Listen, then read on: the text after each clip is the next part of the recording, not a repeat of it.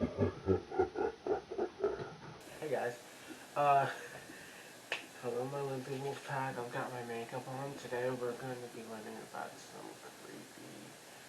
creepy sleep paralysis stories, part 2. So if you haven't seen part 1, links in the description along with all my other links, and we're going to get going. I will be doing 2 videos tonight, and I will edit them. One will be uploaded tomorrow, and then the next day after that I'll upload the second one.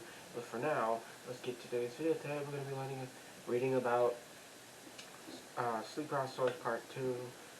Yeah, like, subscribe, follow my thing, hit that notification bell so you don't miss out on any of my videos. If you want to hear more creepy sleep paralysis stories, or you've had some yourself, leave it in the comments. Today, let's get into it. Roll the intro.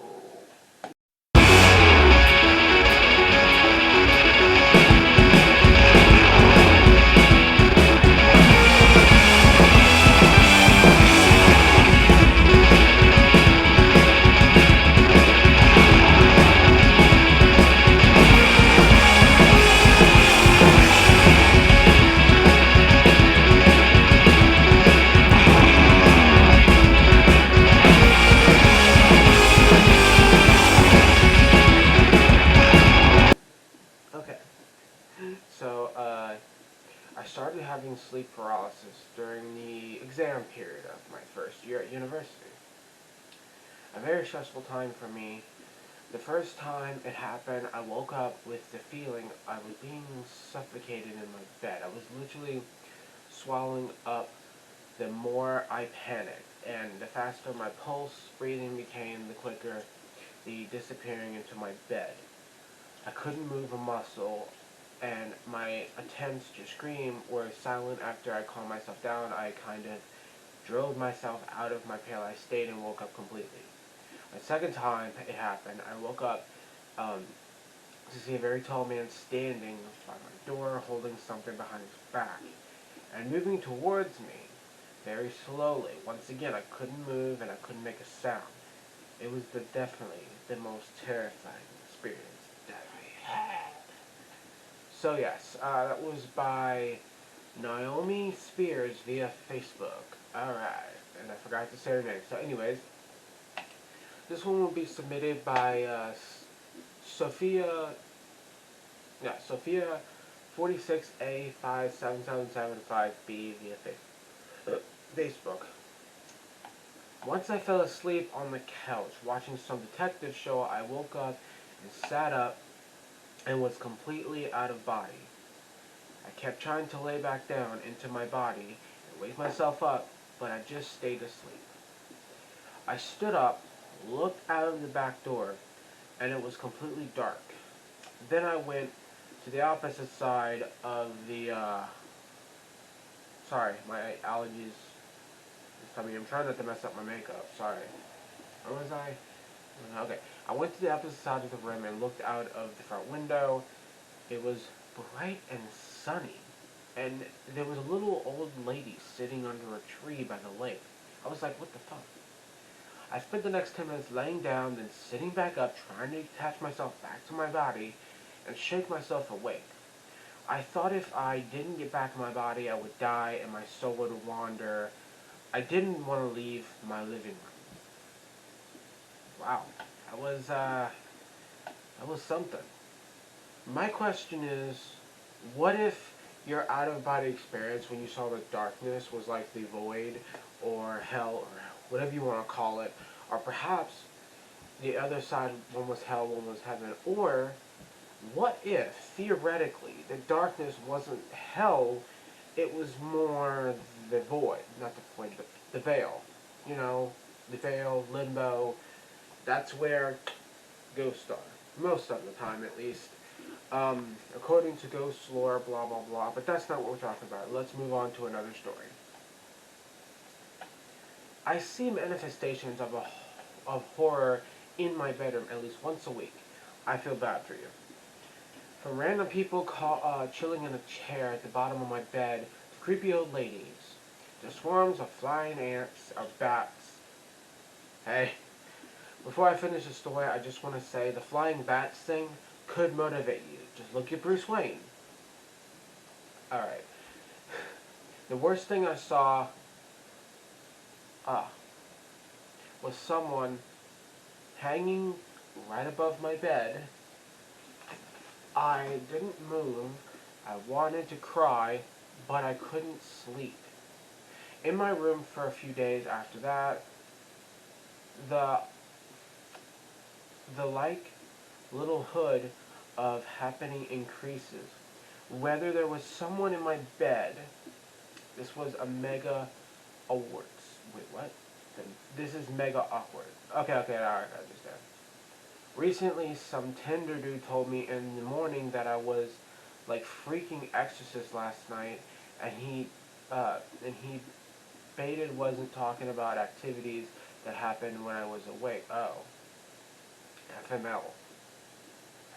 That was by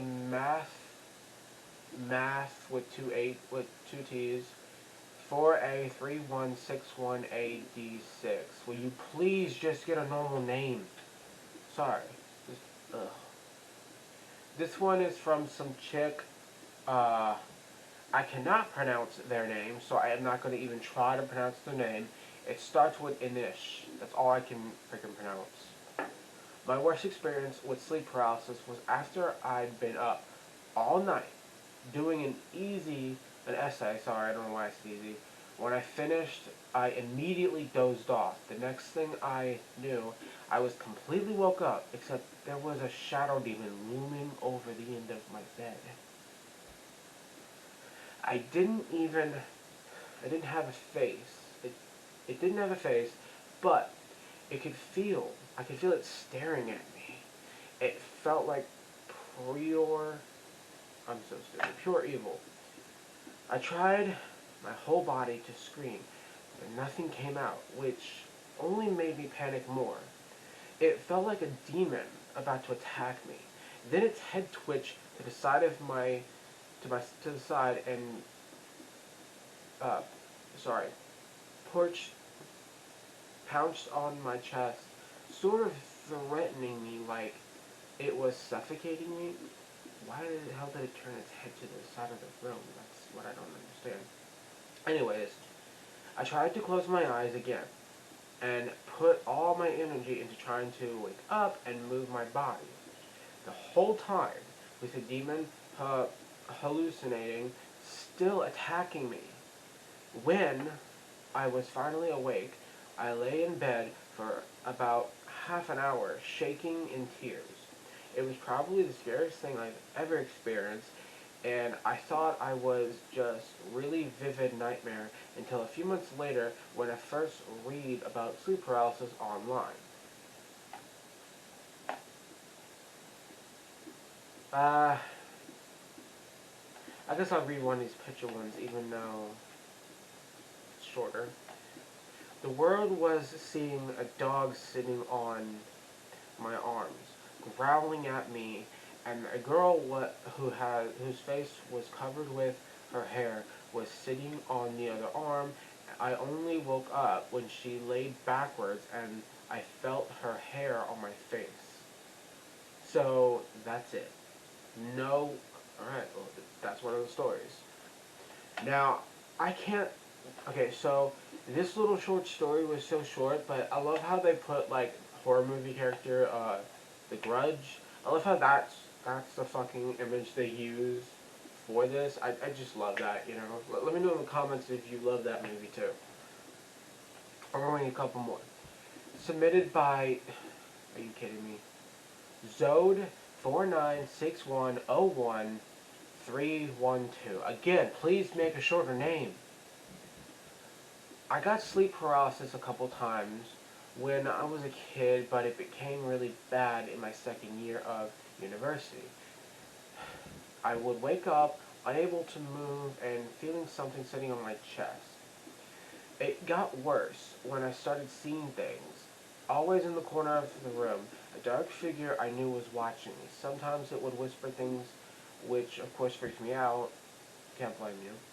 One time it dragged down the bed by a dark finger and unable to stop it, but managed to force myself to wake up when I moved out of the house the second year.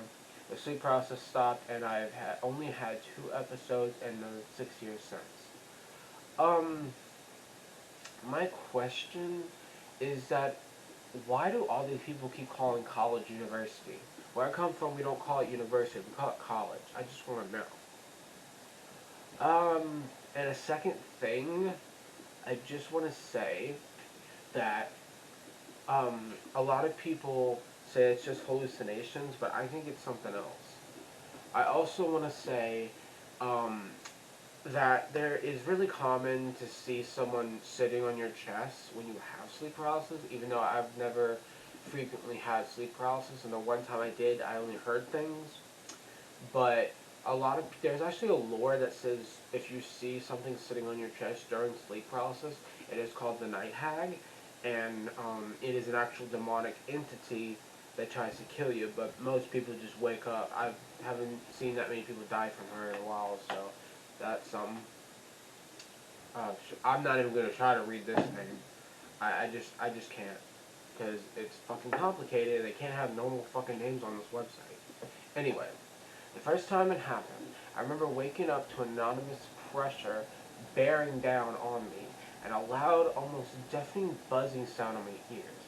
It felt threatening, as though some malevolent demonic presence was involved, hovering over me, trying to possess me, trying to force itself into my body, and I was unable to fight it off. I can remember trying to speak, to tell it to go away, to leave me alone, and that I wouldn't let him have me.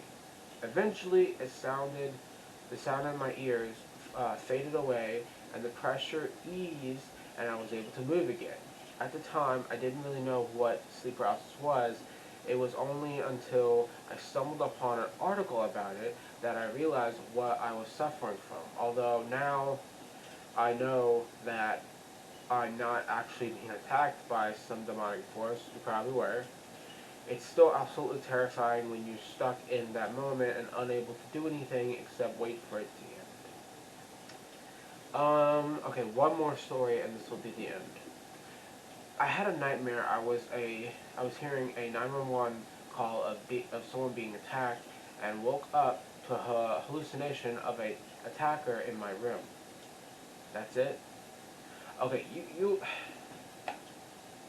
you seriously need to give more details, because this just makes me interested more. Well, there you guys go. This is going to be the end of my video. Remember to like, subscribe to my channel, follow me, and everything. Hit that notification bell so you don't miss out on any of my spooky, cool, awesome videos. And we'll be doing some makeup tutorials again soon, so look out for those. And of course, like I said in my other video I did, a life update, if you haven't seen it, links in the description. That I will be seeing my girlfriend soon, so look out for that. And of course we have more of the van project coming up again, so check out for those, and yeah, goodbye.